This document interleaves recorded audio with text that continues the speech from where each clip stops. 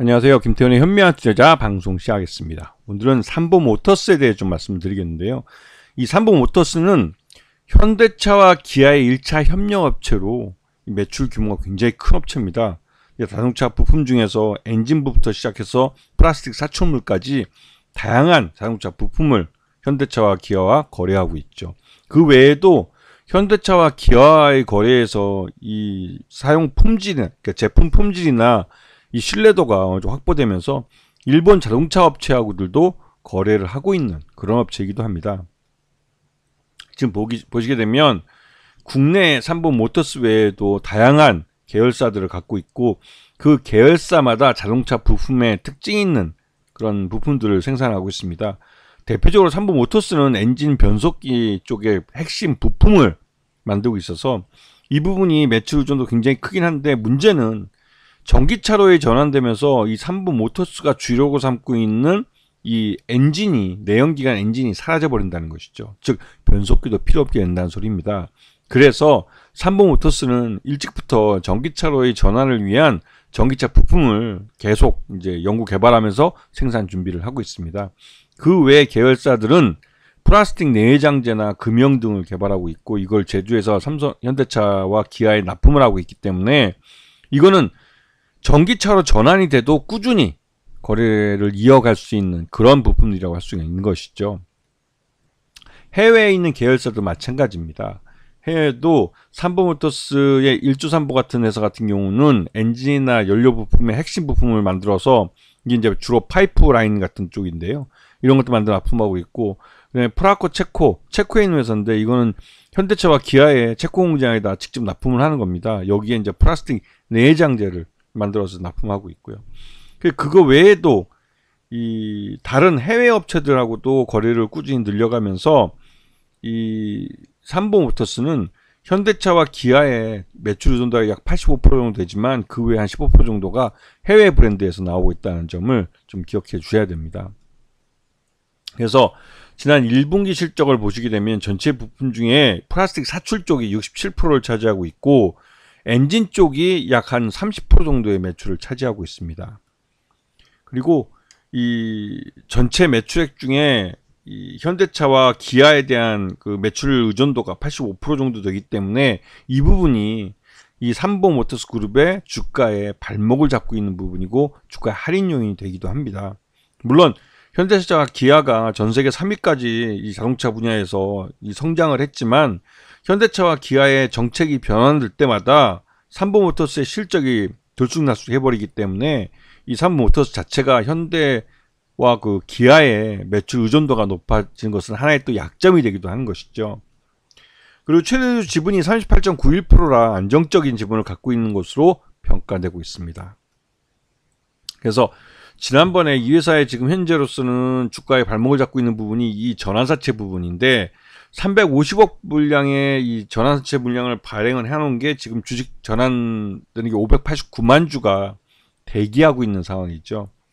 589만 주의 잠재적인 물량이 일어나기 때문에 대기하고 있기 때문에 주당 가치가 그만큼 희석될 수밖에 없는 상황입니다.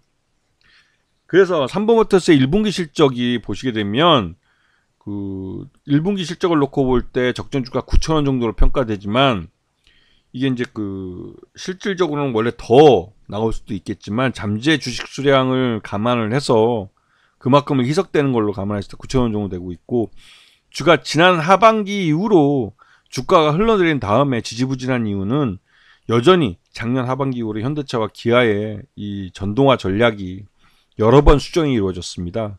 그러다 보니 이 자동차 부품, 특히 현대차와 기아에 대한 매출 의존도가 높은 업체들은 거기에 대응하기가 굉장히 어려웠죠. 왜?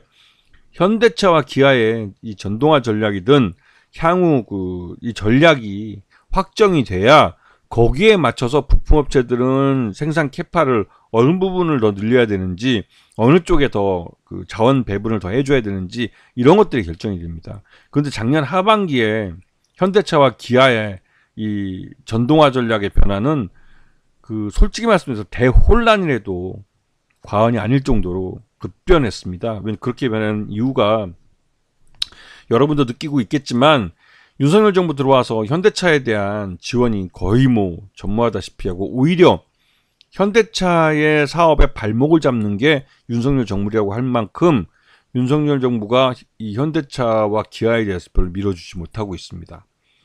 단적인 예로 윤석열이 G20 인도네시아 G20 정상회의 때 다른 나라 정상들에게 우리나라 현대차가 스폰서로서 이 자동차들 의전 차량을 제공해주고 할 때 우리나라 대통령인데도 불구하고 윤석열은 독일차인 벤츠를 이용했습니다. 정신 나간 놈이죠. 당연히 이게 그 벤츠한테는 이게 우스갯거리의 광고가 돼버려서 그 현대차 내부적으로 임직원들도 굉장히 분노했다는 말을 들었습니다. 이게 이제 그 당연히 G20 인도네시아 의전 차량이 현대차가 되면 국적이니까 우리 국적 차량이니까 대통령은 당연히 현대차를 이용해 줬어야 되는 것이죠. 근데 거기서 벤츠를 타겠다고 해서 혼자 벤츠를 타버리니 이게 벤츠 다임러 벤츠로서는 아주 우스갯거리로 현대차를 만들 수 있는 아주 좋은 광고거리가 된 것이죠.